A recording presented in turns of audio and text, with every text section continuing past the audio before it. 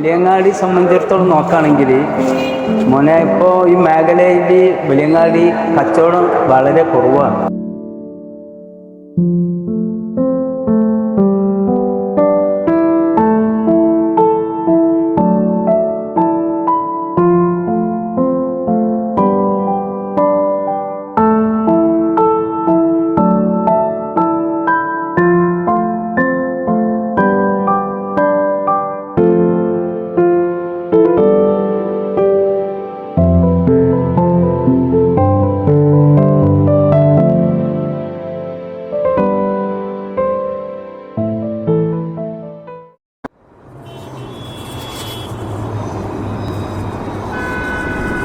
വരുന്ന കാലത്ത് ഇതേമാതിരി ഇതിനേക്കാളും ഡബിൾ തിരക്ക് വണ്ടികളും സാധാരണ നിലക്ക് ഒരു 10 മണി 11 മണി 10 മണിയൊക്കെ ആവും കട അടയ്ക്കണമെങ്കിൽ.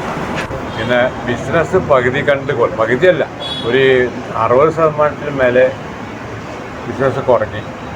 കാരണം ഇവിടെ ഒരു 56 ദിവസം ഒരു സമരമുണ്ട് മൂപ്പകമ്പനികളെ. ആ സമരത്തിൽ പുറത്തേക്കുള്ള സ്ഥലങ്ങളൊക്കെ ഹോൾസെയിൽ കച്ചവടം തിരക്ക്. ഇവിടെ ഒരു ക്യാൻവാസിങ് ഉണ്ട് അരിൻ്റെ ഒക്കെ ഇവിടെ ലീവായപ്പോൾ അവിടത്തേക്ക് കൊടുക്കുന്നുണ്ട്. അങ്ങനെ ആ ഭാഗങ്ങളൊക്കെ ടൗണായി.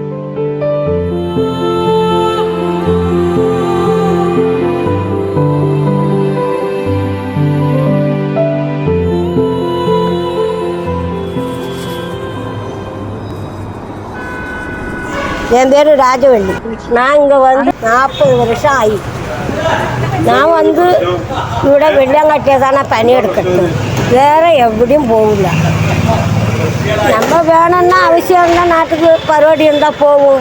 இல்லைன்னா திரும்பி ഇവിടെ நம்மளுக்கு சொந்த வீடு மோளும் நானும் ഇവിടെ தானே இருக்கணும். நாங்கள் இங்கேயே தான் இருப்போம். போவோம் வரும். நம்மளுக்கு முதலாளிமாரும் முப்புமாரெல்லாம் நம்மளுக்கு சகாய்க்கும். அதை கொண்டு நாங்கள் இங்கே இருக்கோம். நாங்கள் ஊரில் வேளாங்கண்ணிக்கு போகிறோம்ல, அப்போ கடலூருக்கும் மும்மடியில் நம்ம ஊர் நெய்வேலி கிட்ட ஊர் நல்லா. அது நம்ம மக்களை போல ഇവിടെ வந்து பழக்கம் ஆயில்ல.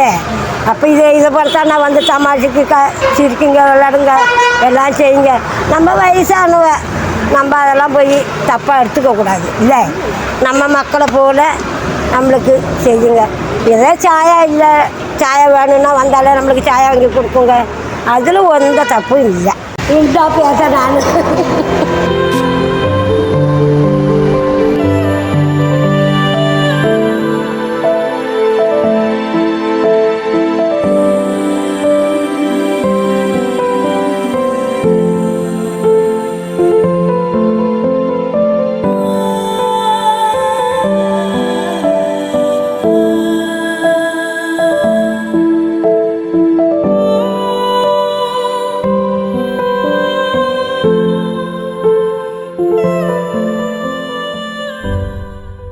കടല് ഫോർട്ട് നേരെ വെളിയങ്കാട് അവിടെ നേരെ റെയിൽവേ പിന്നെ പാളയം ഇതൊക്കെ അടുത്തടുത്ത് കിട്ടുന്ന ഒരു സ്ഥലം ലോകത്തിന് അപൂർവങ്ങളിൽ അപൂർവം.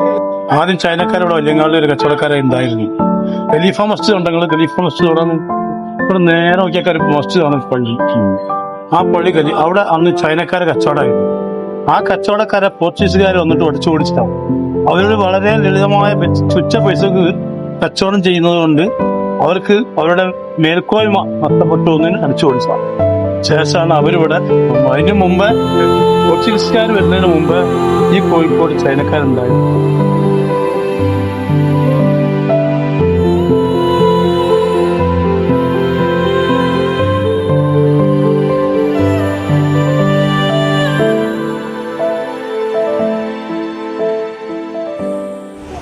ഞാൻ വന്നിട്ടൊരു 35 കൊല്ലങ്ങളായിട്ടുണ്ട്. എന്നെക്കാൾ കൂടുതൽ പ്രായമുള്ള കൂടുതൽ ജോലിയെടുത്ത ആൾക്കാരും ഇവിടെ ഉണ്ട്. ഇവിടെ ഞാൻ അതിൻ്റെ ഒക്കെ ശേഷം വന്നതാണ്. 35 കൊല്ലമായിട്ടുള്ളൂ. പിന്നെ ജോലി എടുക്കുന്നതെന്ന് പറഞ്ഞാൽ നമുക്ക് ചുമട് ആണ് അറിയാം. ചുമട് ജോലി അറിയാം.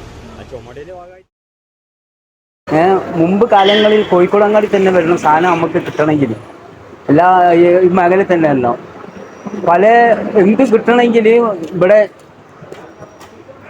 ഈ വലിയങ്ങാടിയിൽ ഇവിടെ ബീച്ച് സൗത്ത് ബീച്ചിൽ ഇവിടെ കപ്പലിൽ സാധനം വെക്കുന്നുണ്ട് കോതമ്പ്.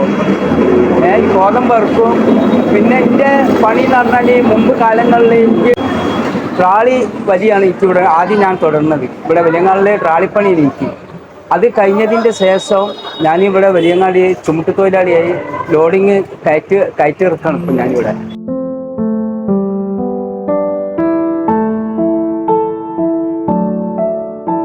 ഇപ്പോൾ ഈ മേഖലയിൽ വലിയങ്ങാടി കച്ചവടം വളരെ കുറവാണ്.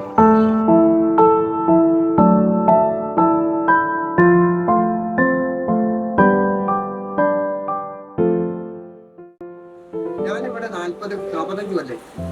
ഞാൻ ഇവിടെ പണിക്ക് വരുന്ന സമയത്ത് ഒരു ചാക്കിന് 75 പൈസ ഒരു ചാക്ക് കയറ്റിയാൽ കിട്ടും. ഇപ്പം അതേമാതിരി ഇപ്പം 11 രൂപ ഉണ്ട് ഒരു ചാക്ക്. പിന്നെ അന്ന് കിൻഡലായിരുന്നു. അന്ന് കിൻഡൽ ചാക്ക് 120 കിലോ ഒക്കെ ഉണ്ടാകുന്നുണ്ട്. ഇപ്പൊ 50 കിലോ. ഇപ്പൊ പണിയെടുക്കാനുള്ള ഇപ്പൊ സുഖമാണ്. ആവതുണ്ടെങ്കിൽ ഇപ്പൊ പണിയെടുക്കാം. പക്ഷെ വേറൊരു കാര്യം എന്ന് പറഞ്ഞാൽ അന്ന് ഒരു 100-150 രൂപ പണിയെടുത്താൽ ഒരു 50 റുപ്യ ചെലവാവുള്ളൂ. ബാക്കി മെച്ചം വെക്കാൻ കഴിയില്ല. നമ്മൾ ഇങ്ങനെ എങ്ങനെങ്കിലും ഇന്നിപ്പോ എത്ര 2000 രൂപ കിട്ടിയാലും ഇന്ന് പിന്നെ തീരാനുള്ള സംവിധാനമുണ്ട്. വീട്ടിലെത്തില്ല പണിയെടുത്താൽ കഴിക്കാൻ കഴിയില്ല. പല സാധനങ്ങളും വാങ്ങിച്ച് അന്ന് വേറെ ഇങ്ങനത്തെ ആഡംബര അങ്ങനത്തെ ഒന്നുമില്ലല്ലോ. ജോലി എടുക്കാം, പിന്നെ വീട്ടിലേക്കുള്ളത് വാങ്ങാം, ബാക്കി സമ്പാദിക്കാം.